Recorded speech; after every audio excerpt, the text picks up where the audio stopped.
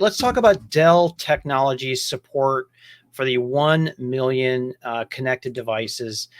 Daniel, more than ever, and this is something I give credit to the millennials that have come in as, shareholders, customers, employees. They care more now than ever what companies are doing in social impact, and whether it's equal opportunity, sustainability, environment, basically helping others. And ironically, some of these tech companies are have bigger budgets and GNP than countries itself. Dell Technologies rolled out its 2030 social impact goals in 2019. You and I both wrote about them, and you and I were probably at the event here in Austin, Analyst Council, where they rolled it out. And one of those big goals is about transforming lives. Okay, and they want to positively impact a billion people as part of that.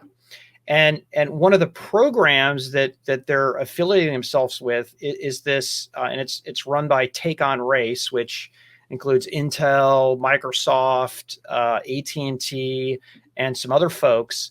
Is this 1 million connected devices now? I think it is awful that particularly during COVID, that some kids don't have a device to go to school with online. That's horrifying to me, and that does need to be addressed. And what Dell is doing with the Take on Race group is participating and helping to raise money to get 1 million connected devices now, and give the equal opportunity that I think you and I both believe every child does deserve. I'll end with, there's a lot of companies who do things, they get involved in the social activities that it doesn't make sense. Dell is a solutions company end to end.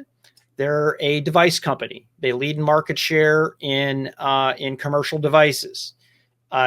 They are involved in something that makes sense to me, as opposed to writing a check to something and not knowing where it's going and what it's supporting. So hats off to Dell and the other members of this.